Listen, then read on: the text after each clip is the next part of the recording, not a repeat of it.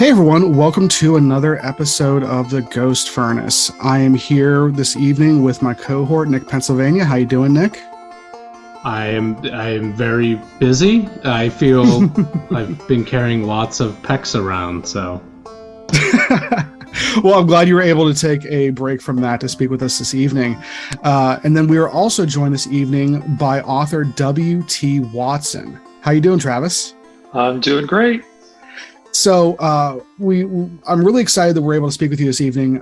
I've read a few of your books and really just kind of appreciated your take on the paranormal and just kind of the breadth of stuff that you've covered. And it wasn't until I started putting my notes together for this episode that I realized that the four books that I've read from yours have all come out in the last 2 or 3 years. So you've been very busy. I know that you are based up in Canada, but you're originally from the United States, and you've been writing for quite some time. So my first question, just seeing this list and everything, is how did you get into folklore and writing and all this stuff, in the first place? So I started off to be a fiction writer. Okay. You'll notice that tagged on to if you look in the back of my books, you may notice that tagged on to the bottom of that is a novel. It's called Hunting the Beast, which was actually my first published work with Beyond the Fray. Oh, okay. There's a long story to that. Hunting the Beast was originally published by another small publisher. They subsequently went out of business or decided not to keep going. So I got the rights to it back. I had approached Beyond the Fray about it just because they were brand new at that time. Right. And they indicated that they were interested in both fiction and nonfiction work. So I approached them about it. Didn't hear anything for a while. Probably because they were getting things up and running and doing whatever. Right. And then suddenly one day I got an email. It's like, oh, we'd love to see your book. So I said, okay, fine. So I sent them the manuscript, and it subsequently got published. So it's still out there. But Hunting the Beast is based in the lore of the Phantom Black Dog, yes. Which is an apparition that's probably most commonly associated with Great Britain. But what happened is that, Beyond the Fray Publishing was like, oh, well, hey, you wrote this book and there's all this stuff about black dogs in there. It's like, do you know a lot about black dogs? It's like, I probably did a little research, digging through old folklore magazines and stuff. They said, well, could you write a book about Phantom Black Dogs? Really? So, it's always nice to be asked to write a book as opposed to having to go to people with your book. I said, sure, I'll take a crack at that. And Phantom Black Dogs, Walkers of the Liminal Way was born. During the course of writing that book, which, covers one specific thing, one specific apparition, I discovered, of course, that Phantom Black Dogs are, there's stories from Canada, there's stories from the US, there's stories from South America. I didn't find anything over in the Asian countries, but I mean, it's a very widespread phenomenon. I also argue vociferously about people calling them hellhounds because they're not. There is an apparition out there that you might could call a hellhound, but your typical Phantom Black Dog falls in one of two large categories. There's the Death Omen, which is the one that everybody's everybody's all afraid of. And then there's the other aspect of the Phantom Black Dog phenomenon that people don't recognize hardly at all, is that Phantom Black Dogs frequently acted as guardians. Guardian spirits, and they're quite helpful. Kind of, if you take all the stories and mush them together, you have a young lady, walking through the English countryside, going from one village to another village, goes into a dark forest, and there are ruffians. Pick your, pick your trope, pick your trope,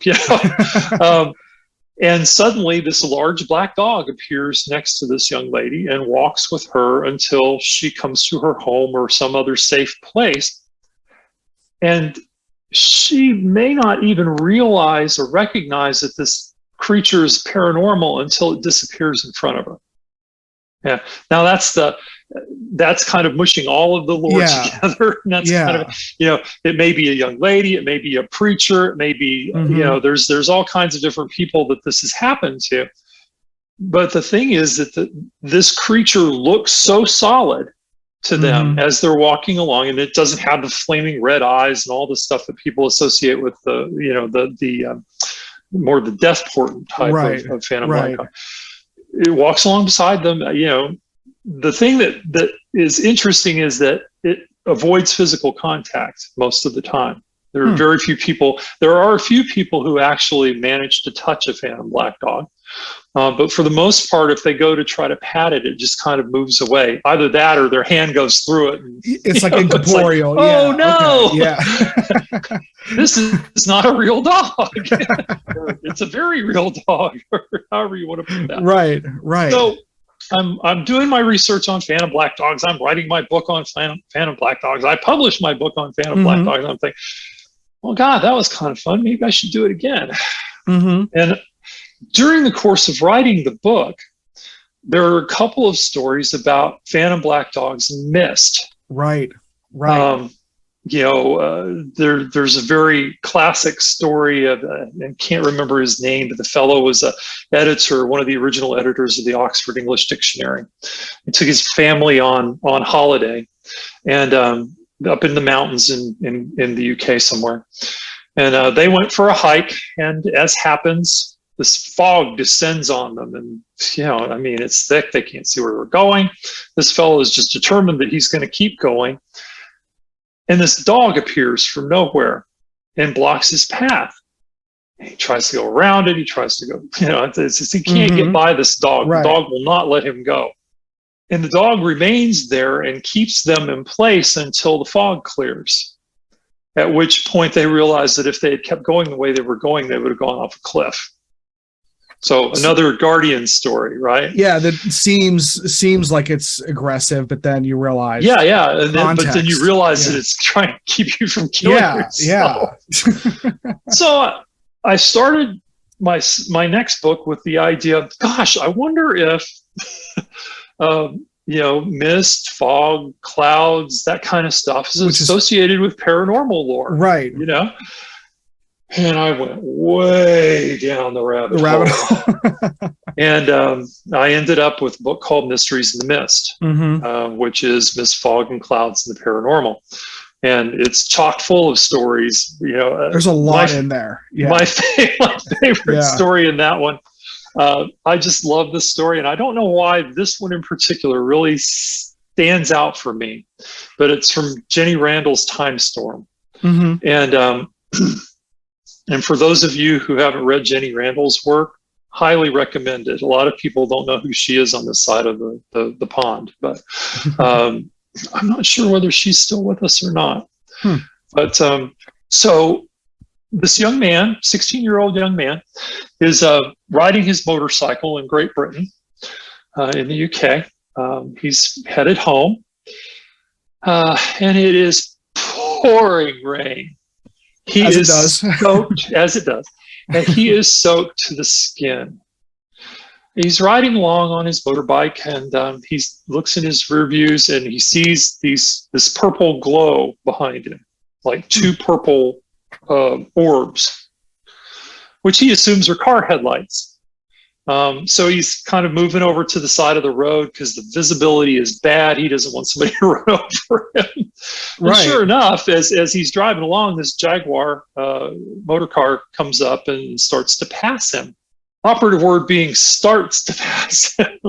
Because all of a sudden, both of these vehicles find themselves enveloped in this cloud, which this young man describes as purple with a pink tinge. As soon as this cloud descends, both vehicles lose power. I mean, there's his bike cuts out completely. There's no engine at all. But he keeps moving. And whatever this force is in this cloud pulls him and this Jaguar 300 feet up to the top of a hill, at which point it dissipates completely. Now, two things are really interesting about this. When he puts his hand on, he was feeling warm as this was happening, right? Which is funny because he's soaking wet, right? Right. He puts his hand on the gas tank of this bike and it's warm to the touch. And he realizes that his leathers or his riding suit is completely dry. Oh, that's weird. That's weird. So it's an anti-gravity cloud that throws in blow drying as a side effect.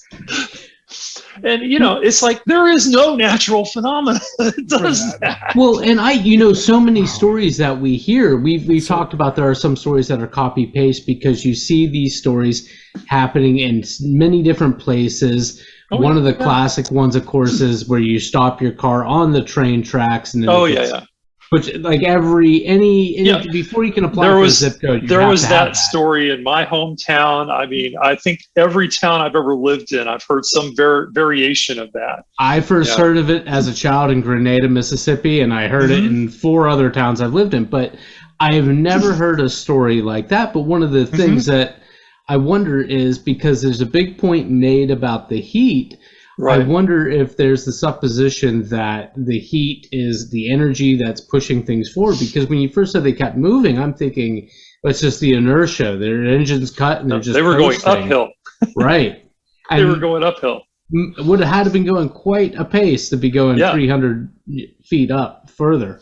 And I can't remember that story. Did they say anything about the Jag? Was there anything about the Jaguar? Well, the man in the Jaguar did actually stop, but he was so freaked out by this event that when Randall's contacted him, he was very reluctant to talk about it, other than to confirm what the young man had said. That's interesting. Yes, this did happen. I don't want to talk about it. Right. It just freaked him clean out. And the other interest. I was just going to say that seems to be in that book in particular, with the Mysteries in the Mist, there were so many, as Nick, you just kind of mentioned, there's like these like trope stories. That's a good example, I think, of there's a lot of stuff in that book that is just completely out of left field. Like if you were trying to make up stories, this isn't the kind of stuff you'd make up. Yeah, exactly. If you were trying to come up with, hey, I want to get my story in a paranormal magazine or whatever, this is not the kind of stuff you would come up with. Right. If you'd been reading, ghost stories or whatever, you'd come up with, my car stopped on the railroad tracks and there were handprints on the back of it when it moved. And, you have archetypes to follow. Right. Yeah. You have all kinds of stuff that you could use to make up a story. That kind of stuff, though. Well, it's like this. When right before we started recording, we talked about something we talk about all the time, which is there are some things, some objects, and some buildings especially that are, of course, they're haunted.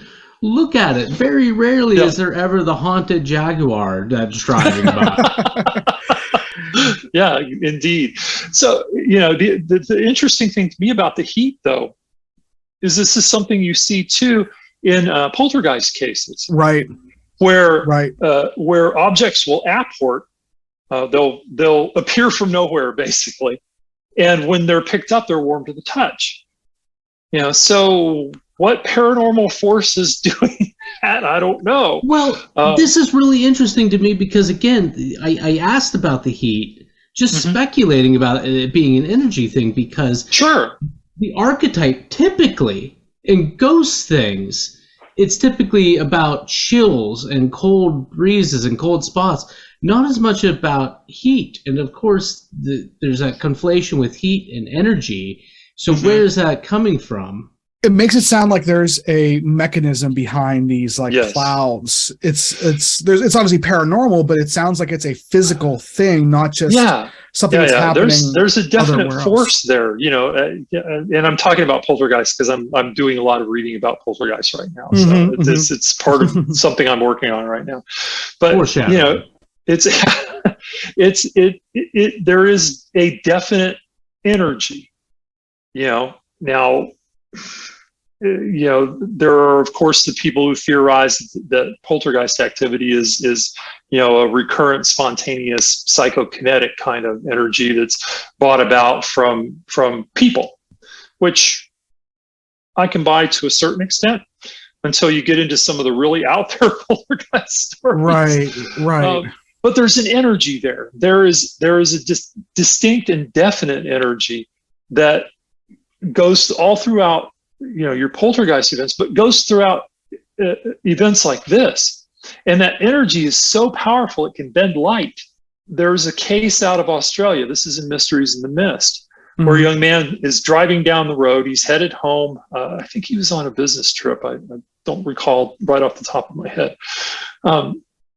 He's headed home. He's driving down a stretch of highway. He sees a mysterious cloud off to, I think, the left of his vehicle. And then there's another formation that goes across the top of it. It's very, very bizarre. And it's got like rainbow lights around it. And it's, so there's all of this stuff going on, right? As he's driving along, the headlights of his vehicle start to veer off toward this anomaly. That's wild. Now, that's not, according to physics, possible.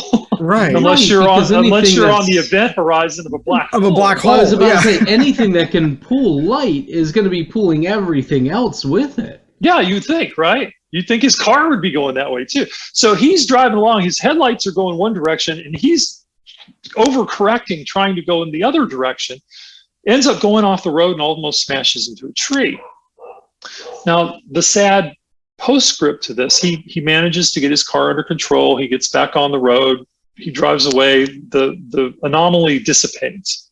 The sad postscript to this, a couple of days later, he's watching the news. He sees that somebody crashed in that area. So he calls the cops. He says, I had this really weird thing happen. I should probably report it because it may have to do with this accident investigation. Turns out that the vehicle that crashed and killed this other person crashed into the same tree he would have gone into in the same exact spot. That's so spooky. That's so weird. It almost makes you think of like fates and whatnot. Yeah. I mean, why of all the people on the planet, do these two people, presumably, and maybe more, have this particular experience? Yeah, and that's one of the things about the paranormal that always makes me go, And what is so capricious about it? What did one do that the other didn't? That the one person ended up dead on the tree where he walked away. Yeah, I mean, and this fellow just puts it down to luck. Right. Mean, he was just lucky enough to realize that he was off the road and that he was going to crash. Well, and I imagine the weird survivor skill there. Oh yeah, sure. Can you imagine? I mean, I'd feel terrible.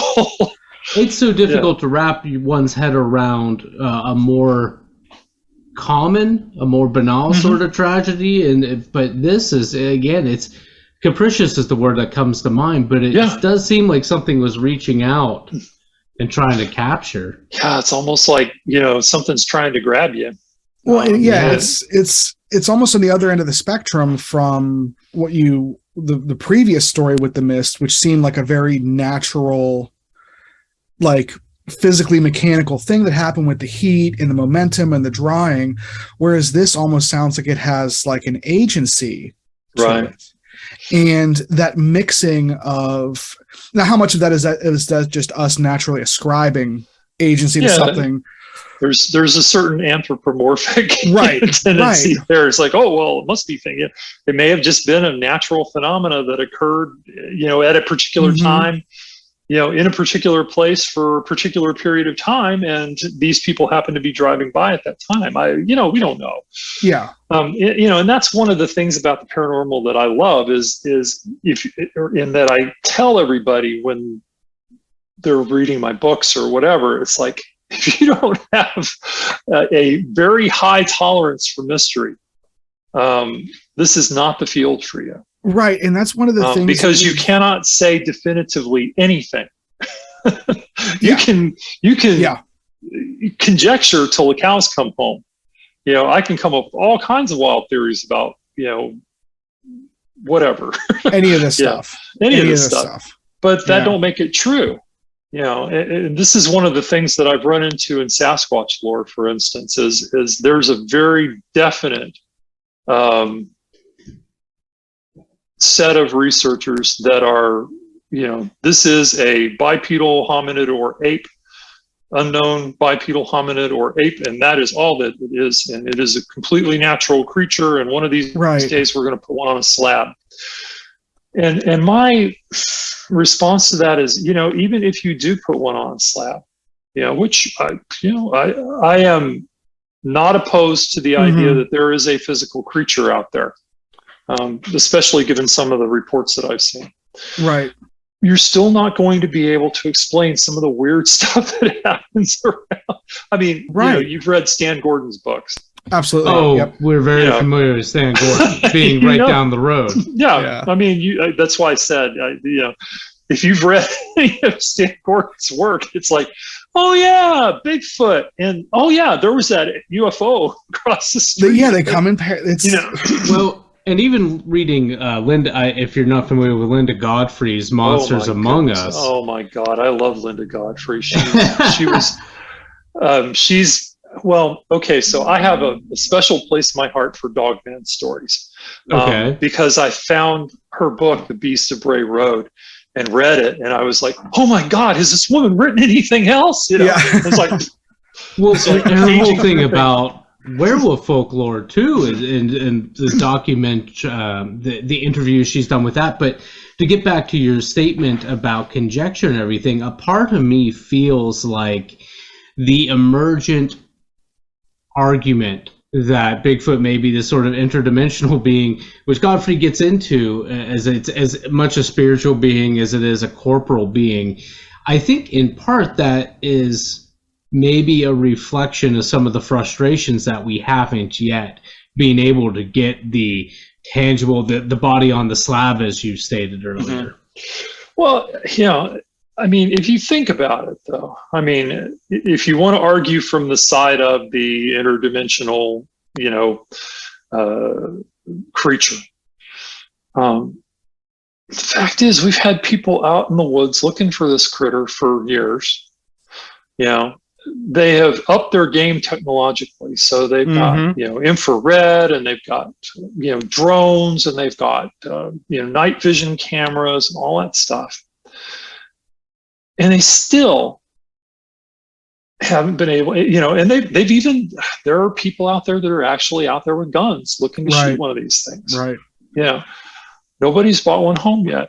Right. And I think it's one of the things that I really appreciated about specifically that kind of perspective you're talking about in the Canadian Monsters and Mysteries book was how you brought in the Native American stories of those creatures and similar creatures. Yeah. Because I feel like, at least down here in the United States, a lot of times there's this, I don't know how much of the association between what we call Bigfoot and Native American lore is even accurate, because I never hear Native Americans talking about it. It's always just other people telling those stories. So I thought, can you just kind of give people a little bit of an idea of what you found for researching the Canadian Monsters and Mysteries, and maybe even the Sasquatch in Canada, as far as how that native, what that perspective can give us?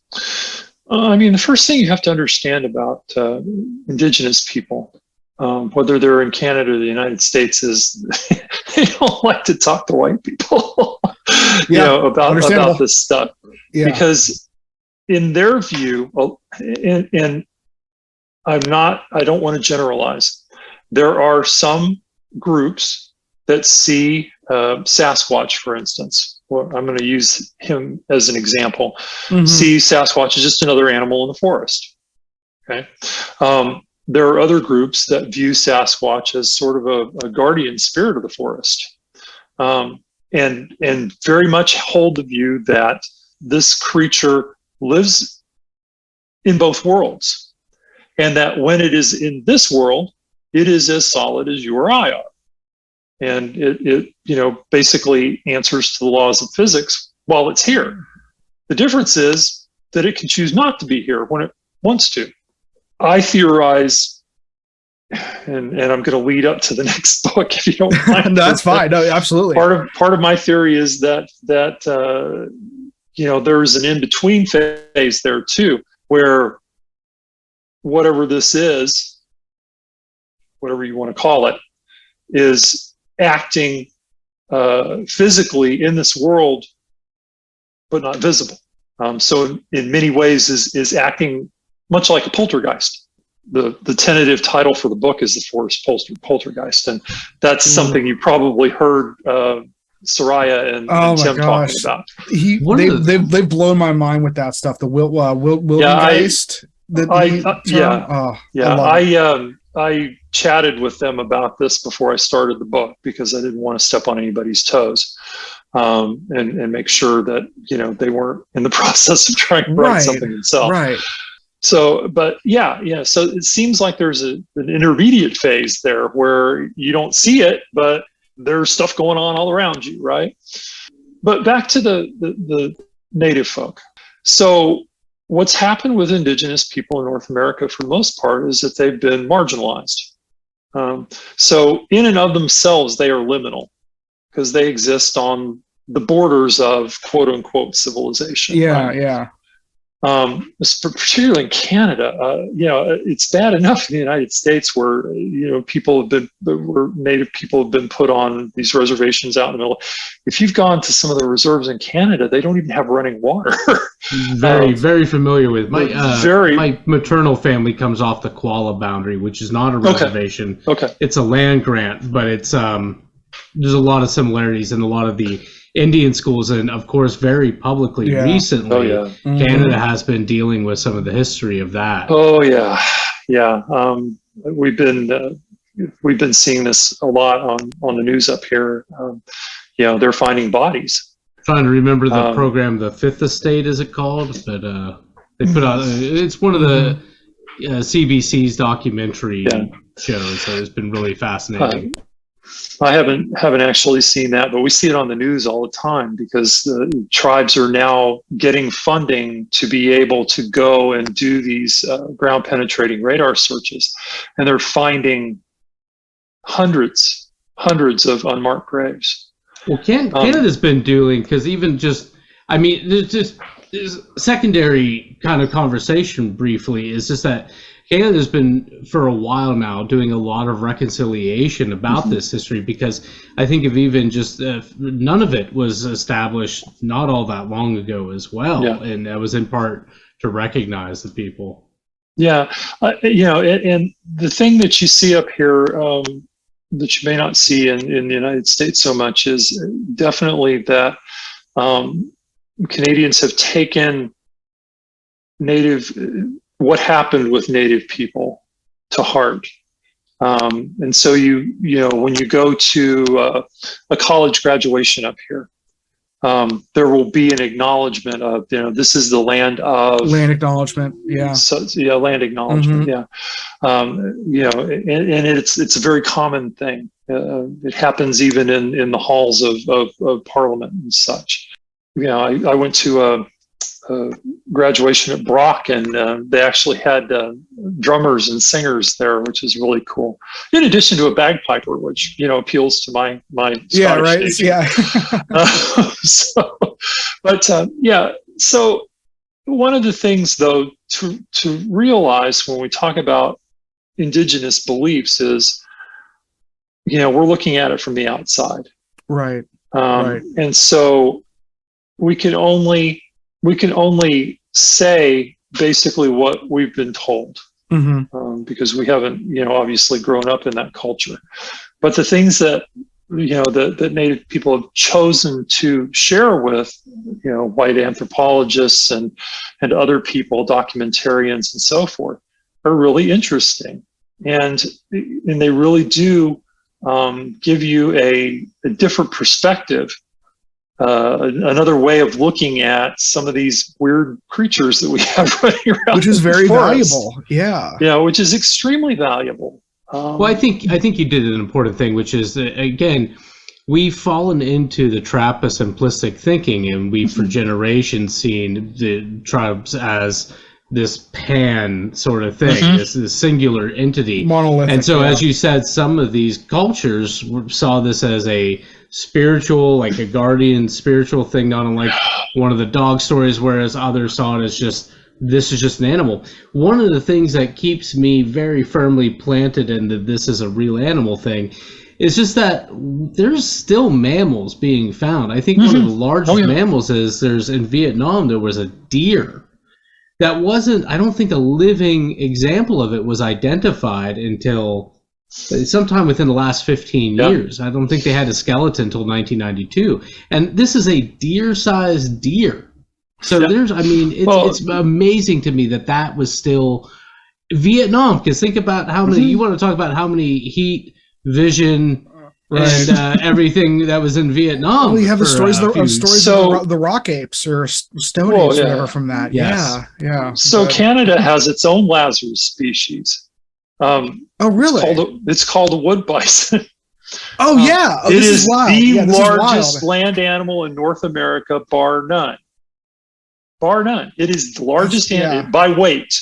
Now, moose are taller, but bison are bigger. Yeah, they weigh more. Yeah. So, according to all of the authorities in the early 1900s, this animal was extinct until the 1950s, when some park ranger in Alberta, I believe it was flying over a forest and looked down, and there was a herd of the damn things. So not like one, like quite not just one. There was a herd of them going through the forest there. So we lost an entire megafauna species for decades. Up here in the Canadian wilderness. Right, that's true. Well, there's a lot of wilderness. That's the problem. There is a lot of wilderness. So one of the things that I point out in my books is that the vast majority of the Canadian population lives within an hour and a half of the U.S. border. Right. So there's everything north of that. Until you hit the boreals, which just seems to be like a wall. Yeah. So it always amazes people that some of these sightings, like some of the Sasquatch sightings that I have in Sasquatch, Canada, happen up in Algonquin Park, which, I can drive a couple hours and be there. It's that close. And I'm an hour and a half from Toronto. So not that far. Yeah. So I'm not that far. I live in a very populated area. There's a story in Sasquatch, Canada about two truckers who were driving along QEW, which is a major highway that runs, through lower Ontario, who supposedly saw Sasquatch in a culvert off of the highway in St. Catharines, which is a town of about 100,000 people. Yeah. Yes. Wow. But what you have to understand is that there are so many ways for an animal to move around here. I live in Kitchener. There is a creek that runs right behind my house. And there's all kinds of critters that go up and down through there. When I lived in another part of Kitchener, when I first moved here, we had foxes that were walking around out in the neighborhood on a regular basis. I saw foxes, I saw skunks, I saw rabbits, all kinds of critters. A deer, and the deer move up and down these creek beds and stuff. So if you theorize that, if we go to the Sasquatch as a physical animal that needs to eat, and if it is in fact predatory, then it makes sense that it would be following along these stream beds and stuff, because that's where all the critters are. Right. So, again, I have no bone to pick with the people who, are believers in flesh and blood creature. I think that especially given some of the sightings that I, document in Sasquatch Canada, it's entirely possible that there's some kind of big critter up here. I just don't think that's all there is. And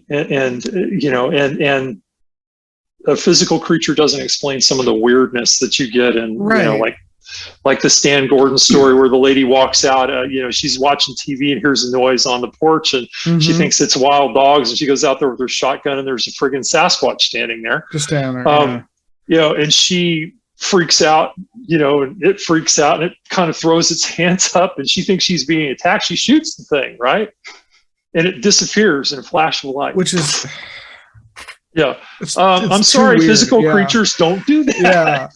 But it's just there's so many elements there that, like you said, it kind of goes that spectrum where at first it seems like a very physical encounter, then it doesn't. Going back to you mentioned megafauna earlier, and with the Canadian Monsters and Mysteries book, two of the stories, or one individual story, then a section of stories that really I wasn't expecting to read was, I didn't realize how many, like, I'm not sure if the term is like sea serpents or sea snakes or just like large snakes stories are up there, and the megafauna stories about like the giant beavers. Oh god, and wolves and stuff. So there's precedent for those things up there. Yeah, that was absolutely my favorite part of Canadian Monsters and Mysteries.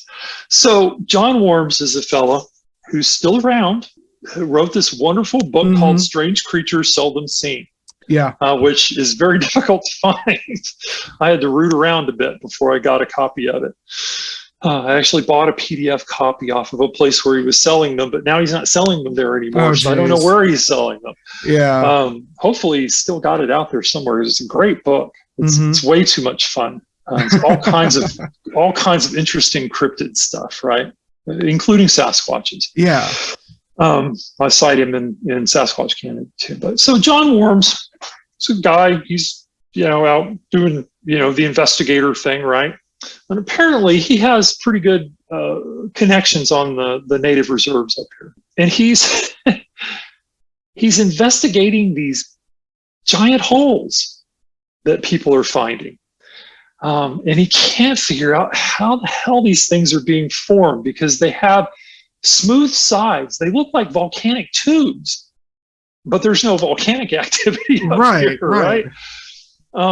He cannot, for the life of him, figure out. So he asked one of his native friends one day, he says, where do these holes come from? And the guy tells him, well, the giant snakes live there. He's like, what? Like, what? say again? Yeah, just nonchalantly like that. The giant snakes hibernate in those in the wintertime. Okay. So he starts making an effort to ask people about the giant snakes. And he gets all kinds of stories about, freaking 20-foot long garter snakes, and giant black snakes that go from one end of a clearing to another. And when I was reading this stuff, my mind kept going Titanoboa, from South America, right? Mm-hmm. I'm thinking of Them. It was the first horror B movie I ever saw. The giant ants, part of the whole atomic thing. Yeah. So, we have mutant snakes up here somewhere, apparently. So one of the things that you see with these snake reports is a lot of them occur around water, right? Which makes sense because, the South American anaconda, for instance, spends most of its time in the water because it's so heavy. Mm-hmm. It's much easier for it to move that way. One assumes that any giant snake that was 20, 30, or 50 feet long or whatever would live most of its life in the water. Right. Makes sense. Well, it has to support its being, is my understanding. Yes, exactly. Into the weight, and that was part of Titanoboa. I remember reading about, and it was something about not only did it need the increased heat in the atmosphere at that time, but also it needed the water.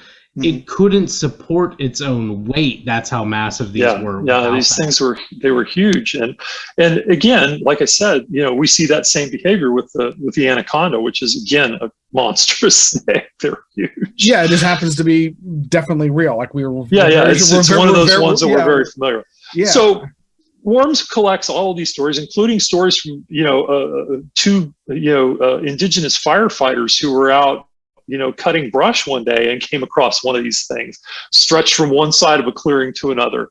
And they were like, and the one was like, dude, maybe we should chop this thing in half and, bring it into the, bring it in, just take it in. Right. The other guy's like, you don't want to miss that. It's a mystery, which is, it's kind of the code language for, this is something sacred that you don't want to miss with.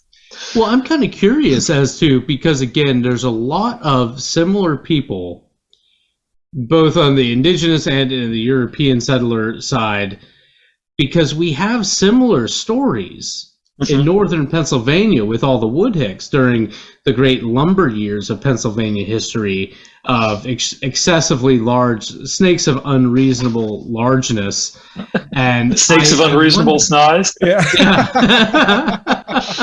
And it makes me wonder though, if Because again, Pennsylvania is just a lake apart from Ontario, southern Ontario. A lot of the indigenous peoples are in communication and are of the Iroquois Confederacy. It's a lot of similar European settlement. There is a lot of similar industry too.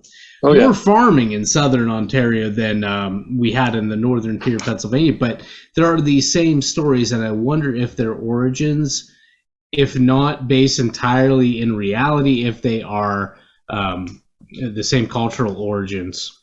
Well, so yes, in a short word, I think there's probably a good argument for that. You live in high strangeness central anyway, right? And so it stands to reason that the native population would be aware of that, and there was plenty of intercommunication amongst tribes.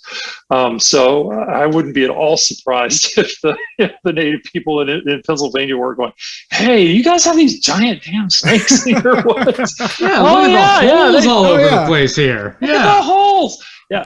So this gets even better. So he has been out. He's like, "Oh, giant snakes." He's asking people about giant snakes, and they're telling him about giant snakes. He got tons of stories about giant snakes, some of which are in Monsters and Mysteries, Canadian Monsters and Mysteries.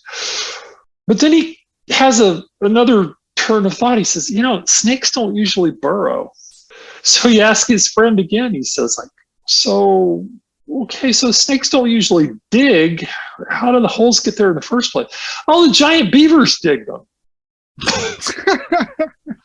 And the snake goes in after the beaver. Giant beavers. So I we got to beavers explain up here snakes don't dig holes to somebody. Yeah, we got. I once had to explain that snakes don't dig holes, because could you even imagine a snake trying to dig a hole? Yeah, how would they do it?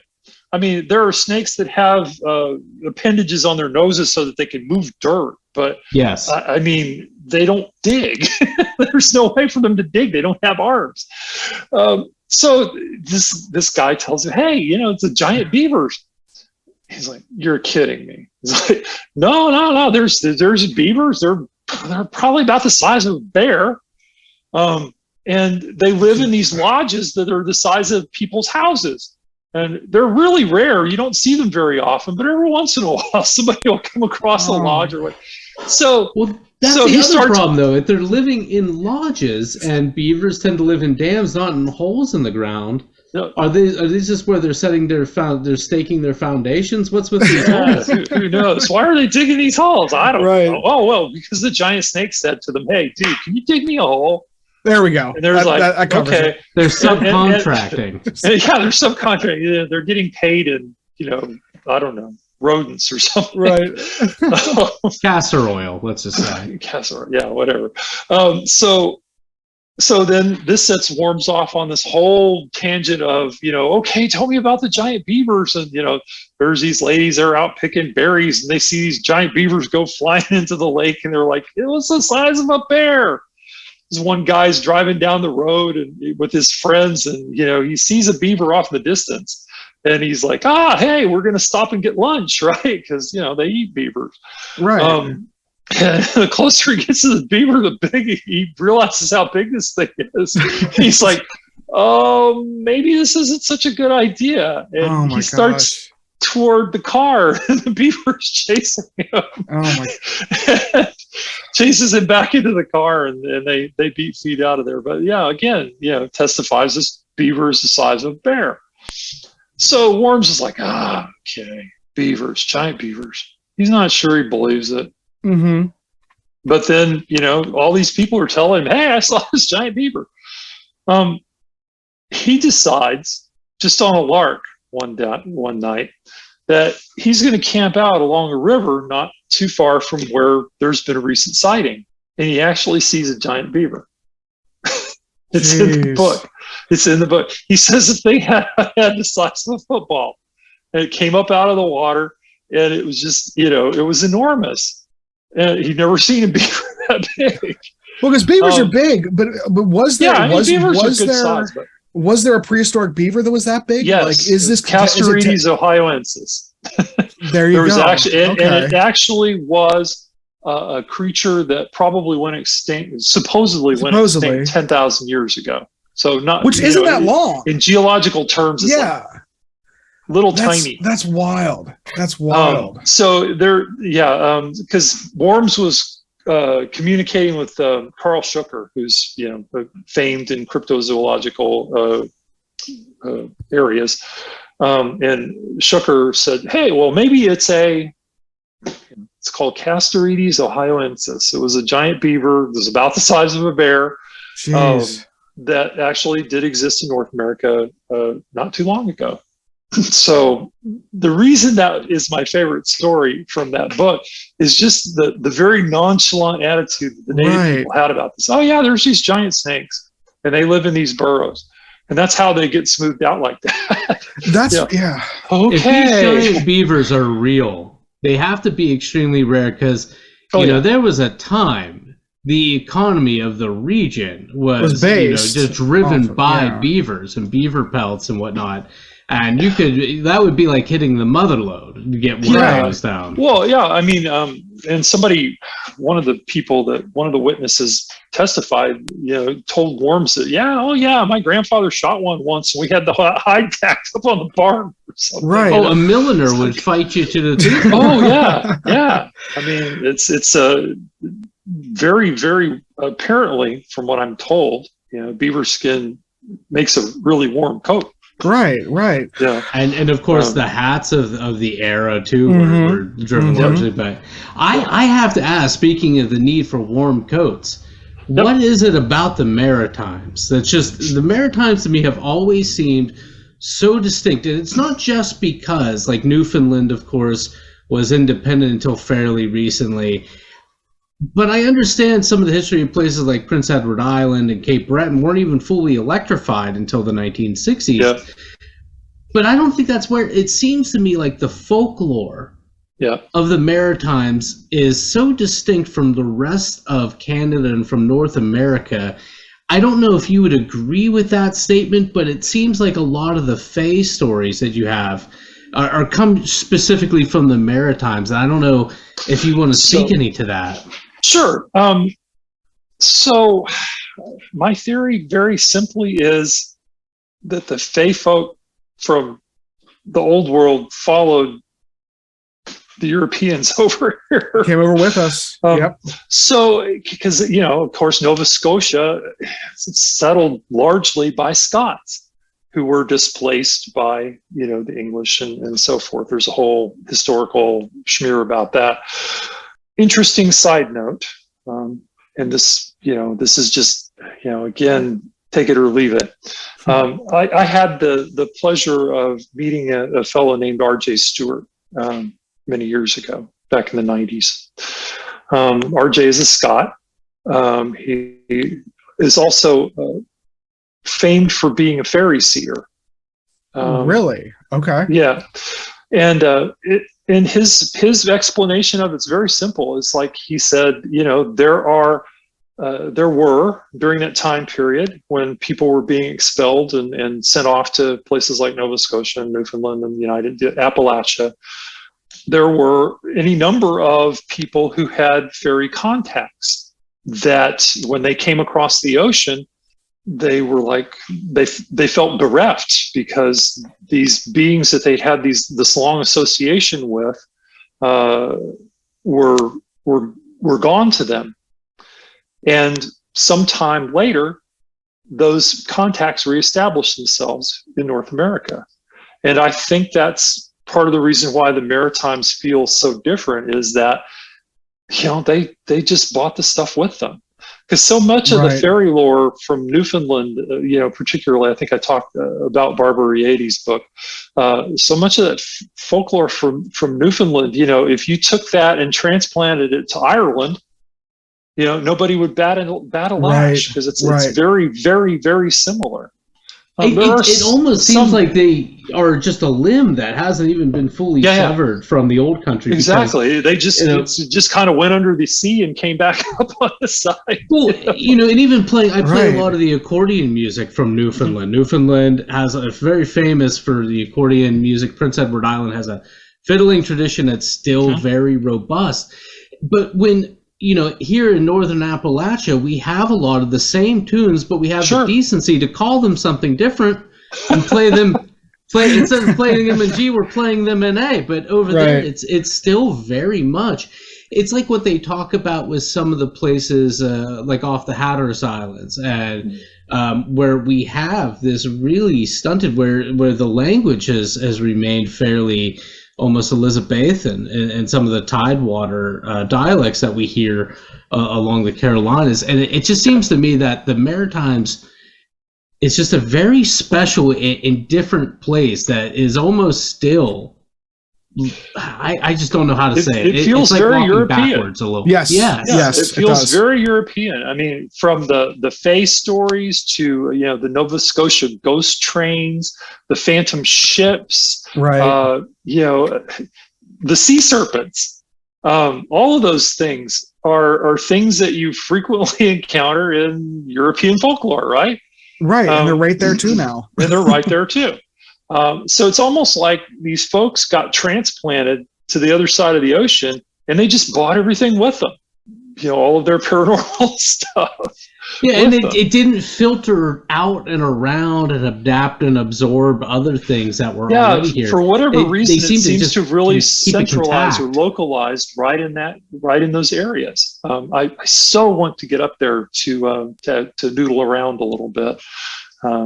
Just because I've read, like I said, I've read Rieti's book, and there's a couple of others that were interesting folklore Nova Scotia type things that I read when I was doing the research for Monsters and Mysteries. And and to add to all of that, you have the famous Shag Harbor UFO incident, right? Which is a whole off the coast of Nova Scotia. Is another whole. That's a whole book right there. There. Well, it's been written. I'm sure someone has. I can't remember the name of the fellow right now. It's cited in my book because he's like the expert on Shag Harbor. I can't remember his name off the top of my head, but if you look in the bibliography of that book, it's in there. But so you have this kind of very centralized, very localized community, and it didn't really seem to spread much. Although when you get into Quebec and you get into French Canada, then you get the you start getting those again. There you go. and stuff like that. So it's just Canada is a really interesting place, and I feel like I've just scratched the surface of it. Well, right, and I think that's why whenever I first heard of your book and everything, like I literally said out loud to myself, I'm like, I don't know any stories from Canada outside of like Shag Harbor and some of the real popular ones. But I'm like, but that's kind of what drew me to it. And it's funny because as you read the book, there's so many things that's, like we mentioned earlier, so many things that sound like things down here, but are kind of quintessentially just Canadian. A little different. Yeah. And it's really endearing. I was going to say everything I knew of a lot of Canadian folklore was about the phantom ships and had a lot to do with the fishing industry in the East and the Sasquatch stuff of the Pacific Northwest. Right. But outside of that, the only other thing I really knew was like the ghost of the old Montreal Forum. Yeah. So, this was part of the reason why when I did my Sasquatch book, I decided to not write about British Columbia. It's called Sasquatch Canada Beyond British Columbia because even the American authors covered British Columbia. Right. It's like, we're just going to recruit that as part of the United States, right? Yeah. It's often treated as an extension of Oregon and Washington. It's all Pacific Northwest, right? Right. So one of my primary research questions when I started that book was, okay, we know there's a crap ton of Sasquatch sightings in British Columbia. Okay, British Columbia is kind of Sasquatch central. What about the rest of Canada? Right. And what I discovered was that there's a ton of sightings outside of British Columbia, hundreds of them. And I'm talking visual, Class A. I saw Sasquatch sightings. And why wouldn't there be? Because what is so special about British Columbia that you wouldn't see in the oil regions? Exactly. And so that was my logic too. And what I discovered was that there were Sasquatch sightings in every province of Canada. The only one I didn't find sightings in was Nunavut. It's probably just because A, it's too new, and B, pretty sparse up there. Not exactly primary Sasquatch habitat. Right. Yeah, it's pretty pretty swell. Along the lines, I have to ask the question, like, why do you think there was such a focus on the Pacific Northwest? Was it just because there was, the infamous video from way back when, and so then all the eyes kind of went into that area? Well, I think that what happened was, actually, the Patterson-Gimlin film probably, in that whole association with Northern California, and then the investigators going and discovering that there were lots of sightings up in Washington, lots of sightings up in Oregon, lots of sightings up in British Columbia, tended to kind of centralize things in that area. Because let's face it, now that we've had more time to accumulate data, it becomes evident that there are Sasquatch sightings all over the United States, right? Right. You've got them in Texas, in the big thicket area in Texas. They're seen, in Florida and places like that, right? Right. We have you have them in Pennsylvania. Mm-hmm. Right. They may go by different names, but what we're talking about is being described as from like the grass creature to all these different things. Very similar. Everybody calls it something different, but it's a Sasquatch. It's like a big, giant, bipedal, whatever the hell it is. Whatever right? it is, yeah. But at that time, remember, we're talking the 60s, 70s, right? Mm-hmm. There was not the communication technology that we have now, where you can go and sit down at your computer and put a sighting into a website and everybody in the country knows about it. Mm-hmm. Back then you had people like John Green, who had these massive had these massive files full of newspaper clippings about Sasquatches, and that's how they collected their information. They got their sightings from word of mouth, and they'd go and investigate these things, and sometimes they were new, and sometimes they were people who were pulling their leg or whatever. So they didn't have the range that an investigator has now. So I think that's a lot of the reason why they focused on places where they knew that these creatures were being seen on a regular basis. And so TV shows, those early TV shows like In Search Of, which are putting that out. Yes. And so we've essentially just been riding the inertia of some of these very early high-profile things. Yeah. So then you get shows like In Search Of, you get, what was that other thing? Sightings? Yeah.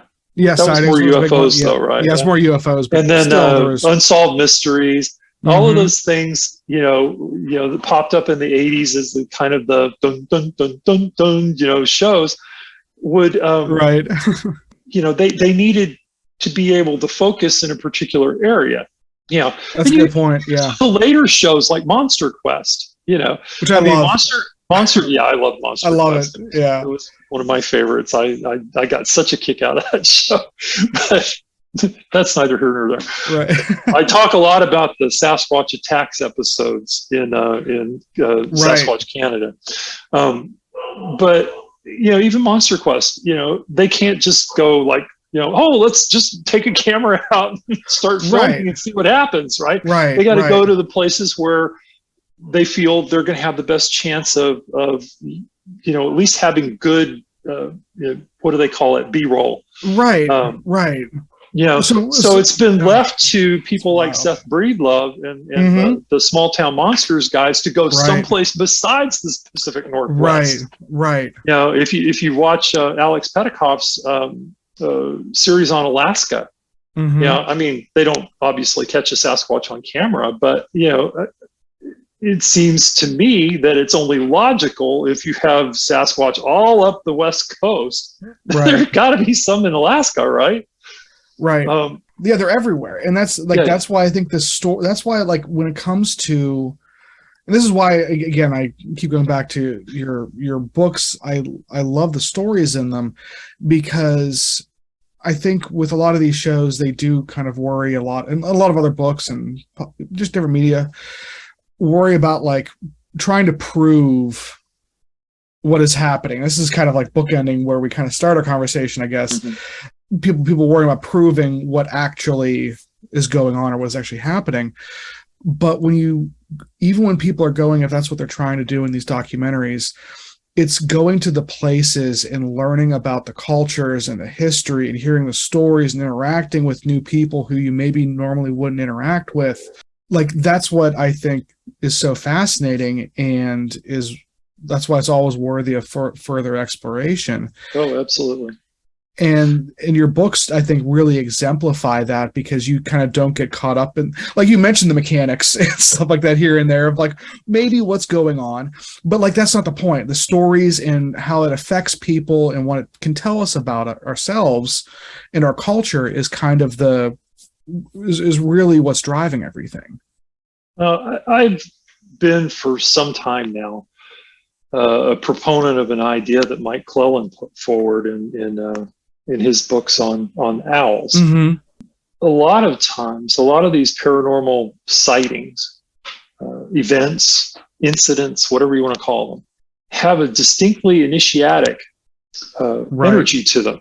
One of two things happens, for instance, for Sasquatch people, right? Mm-hmm. One of two things happens to witnesses. Either they never go in the forest again, right? Or they become fascinated by the subject and they go whole hog into trying to recreate that experience. I know we've interviewed a couple of the Kings that was their story. Mm-hmm. They had a few episodes, and ever since then they've kind of been always looking for the signs to confirm, mm-hmm. to know that they're still connected to that. Yeah. So what happens with a lot of people, though, is that they have this experience, whether it's Sasquatch, whether it's UFOs, whether it's ghosts, whether it's weird anomalous clouds that bend light. Right. They have these experiences and they can't look at their world the same way after that, because they've stepped flat straight into the woo, and right. They, it's hard to pull back from that. Now, some people manage it. Some people, right. They're just like, whatever, okay, so I saw Sasquatch. Okay. Right. But a certain percentage of people, that experience is an initiatic experience. They're opened or awakened to something, to a knowledge that there's something besides what science tells them. Besides what the scientific materialist worldview tells them. I make no bones about being an animist. I say it in all of my books. Mm-hmm. I believe that the world is full of spirits, and that all kinds of interesting things are possible. And that's my belief system, and that's where I come from. And I also try to come from what I call a both and perspective, where right. It's not, Sasquatch is, the classic example. Sasquatch is this or Sasquatch is that, but it can't be both things. Well, why not? Why can't Sasquatch be a physical creature, be a ghost from the primordial past, be an interdimensional being that walks between worlds and takes a solid form when it comes here? Be some kind of an interesting energy being that manifests itself periodically here or there. Why can it not be a psychic experience that people have when they come across certain energies in the forest? I mean, there's all kinds of conjectural ways right. that we could explain Sasquatch, right? It doesn't have to just be one thing. But we're so caught up in that dualistic thinking that we're taught, from early on, that we forget that something can actually be more than one thing.